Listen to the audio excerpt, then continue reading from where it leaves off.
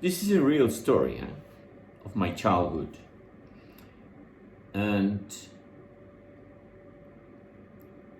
it's in my mind all the time. So I thought I would have to share it with you. When I was 4 or 5 years old, you know, mothers do wash and give baths to children. And I had 2 sisters, older sisters, and I was the only boy. So, while washing me, one evening, touches, and he can see that my little balls are not there.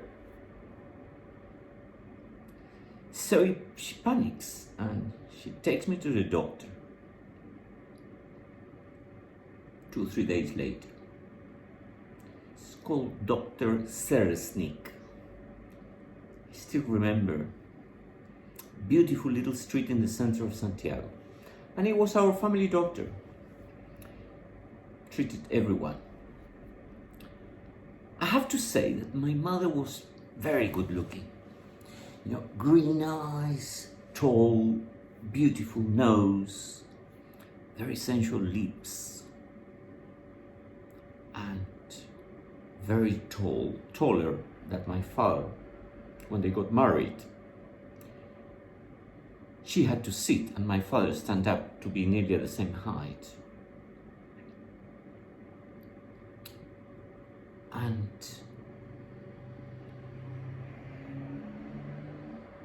the doctor examined me, and he was very fond of my mother, very. And said to her, look, this is a normal problem. It's like a lift. Sometimes the little balls, you know, get stuck at the first floor, up. And we have to follow a treatment. And it's very easy. And we have to do it now, because otherwise, if they stay up, they overheat. And your lovely little son will not have any kids. So, they did me a treatment. And instead of lasting 3 months, it lasted 3 years, because the doctor fell in love with my mother. You know?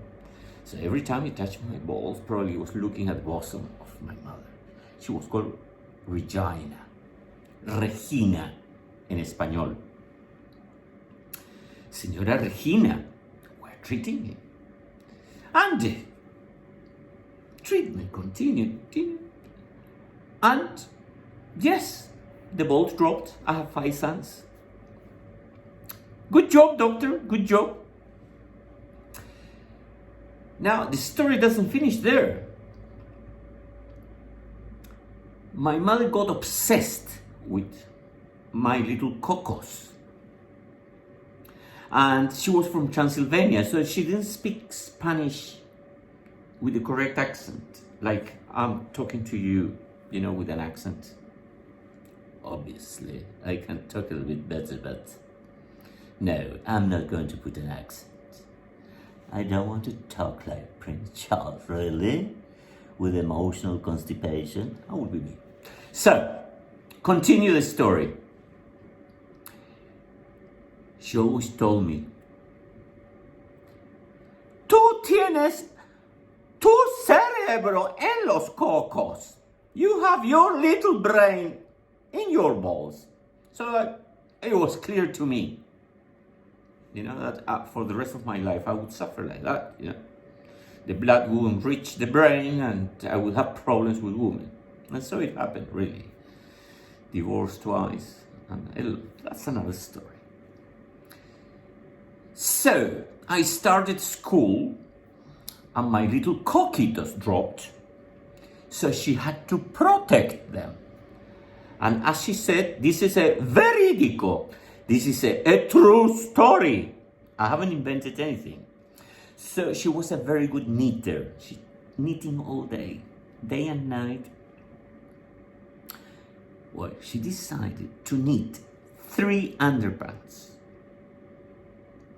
One light blue, one light green and one light pink.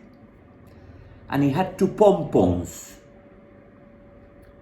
And the design of the pompons and the height of them were such that were protecting my little balls, the coquitos.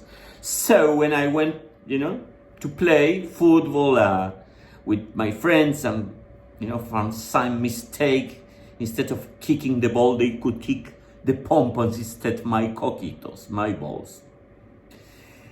And it was a problem for me to do PE. I was absolutely shocked to drop my PE pants and show my friends, those stupid little, pants with pompons. So I used to hide them, and I had an enormous packet for that age. Unbelievable, really, totally false, really. So, I always had some stupid explanation to my PE teacher. Look, I don't feel well. Look, and my mother used to write sometimes, be careful, because my little boy is very delicate. So, I didn't do a lot of PE when I was young, at all. And that's really, the story. It's still with me. Whenever I see Pompons, you have seen the other film. Yes, I get a little bit concerned, and it reminds me my unhappy childhood with the 3 underpants. That would sound familiar.